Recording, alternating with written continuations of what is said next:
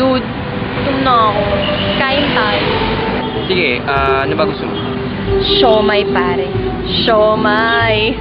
Saan ba may masarap na siomai dito sa'yo?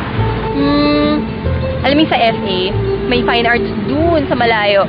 Ito tayo. Okay, tara.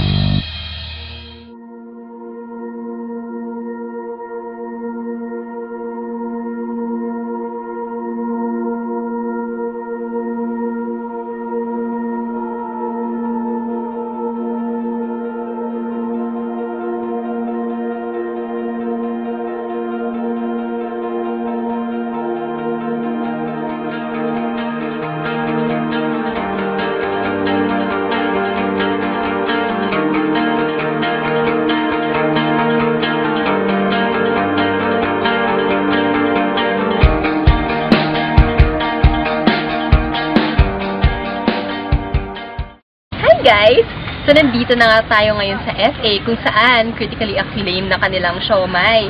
Kaya, ayan, nakabili na nga po kami ni Kem ng aming siomai. At ang pinili ko po ay ang steamed variant. Pero kung gusto nyo na medyo ma-brown-brown at malutong-lutong, pwede ko kumuha ng fried.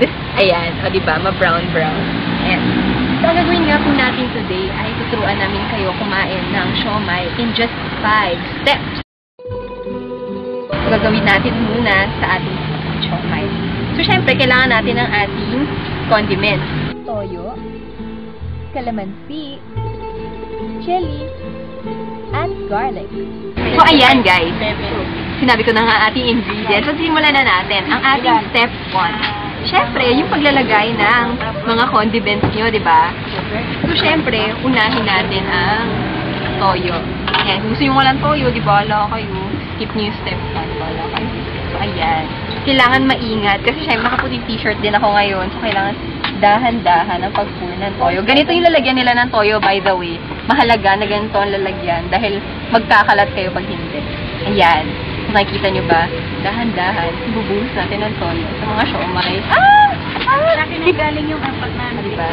So good. Okay. Next. Okay na, diba? Sunod natin ang ating calamansi. Nakikita nyo ba kung gaano kalaki yan? Yan. So, bukas na siya dahil binuksan na siya ni ate para sa atin. So, i-squirt ang calamansi. Ayan. Kung gusto nyo dagdagan, go lang. Kung mahilig kayo sa maasim, parang kilikili, ganun. Ayan na. Tapos, ang third na ilalagay natin ay ang chili. Kita nyo yan? Chili. Close up mo ang loob. Dito. Konti lang ang ilalagay natin. Konti ba yan? Ang last, but not the least, ang garlic. Hindi rin ako masyado mahilig sa garlic kasi nag-burp ako buong araw. French. Ayan. Okay. So, we're done. Sinundan nyo ba ako? Ayan na. Nilagyan na natin. Step 1. Ngayon, nasa step 2 na po tayo. Siyempre, after nyong lagyan ng condiments ang inyong siomai, kailangan medyo lasap-lasapin nyo ang amoy niya. Kailangan matching tumitirik ang mata like this. O, diba? Ang sarap.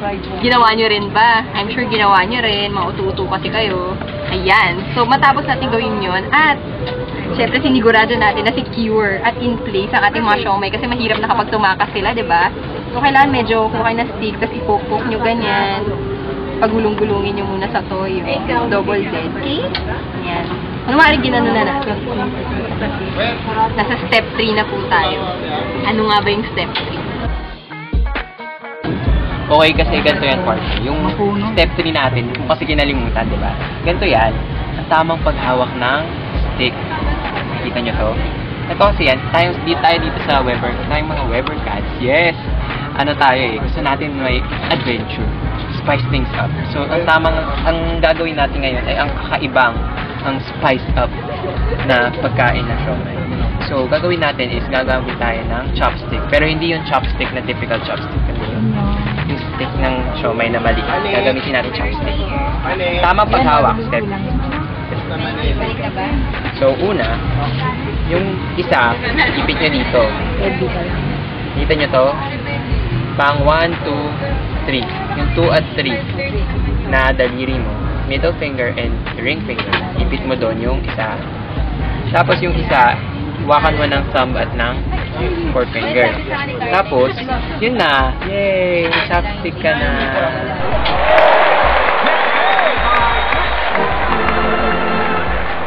So ngayon, dahil marunong na tayong humawak ng stick, tayo ay patungo na sa step 4. Step 4 ay ang pagdampot. Tama ba yung term ko? Pagdampot ng siomai from the lalagyan. So ganito yan. Open, close, tapos lift.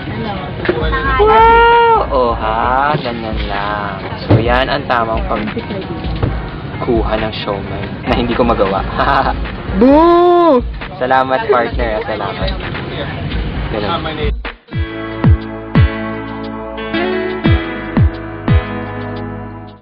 Okay, so partner.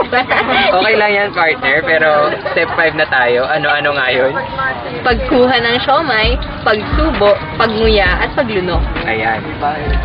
So, ang tamang pagkuha ng siomai. Pakita mo! Kasi tatapon eh. Ganito siya. Tingnan niyo. Kasi umu-overflow. Umu-overflow kasi yung toyo ni Tinotoyo kasi Weber Cadchem. Ayan. Ayan. Pagkuha. Nakuha na niya. Tapos, gayahin niyo. Ayan. Pagsubo. Pagsubo. Ayan. Tinatawanan na tayo ni ate dahil napakagaling natin dito sa ating. Ayan. Nakuha ko na. Subo na. Hindi ko masubo eh. Pagmuya. Panoorin niyo siya. Panoorin niyo na lang siya. Hindi yung tamang pagmuya. Ayan, nakuha ko na. Sige nga, gawin mo ang tamang pagmuya. Ano? Ganito oh. Bigyan ko matap. At ang tamang paglunok. Eh? Ayan. So mga ka-wave, natutunan nyo na kung paano kumain ng siomai in 5 steps. Ganito lang kasi yan. Punta na kayo sa pinakamalapit na siomayan. Oo, na siomayan. At sumomay na kayo. Sumomay na kayo ngayon na. Dahil alam nyo na kung paano kumain ng siomai in 5 different steps.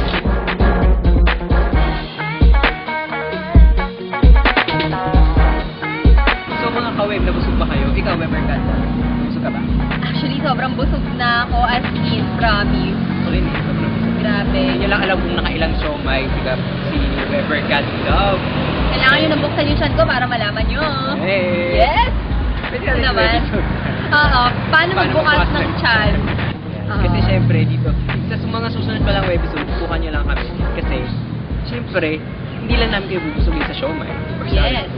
Pero, sa pagmamahal. Bubusugin namin kayo sa pagmamahal at kaalaman tungkol sa mga random stuff. Kung ano-anong bagay. Yung mga katanungan yun, sasagutin talaga namin yan. So, dito sa Webercast, bibigyan namin ng kasagutan ng inyong mga katanungan. May sense man yan o wala. So, syempre, yung next episode, syempre, tutukan nyo lang kami. At ang iba pang mga Webercast, dito lang yan sa Ganito kasi yan.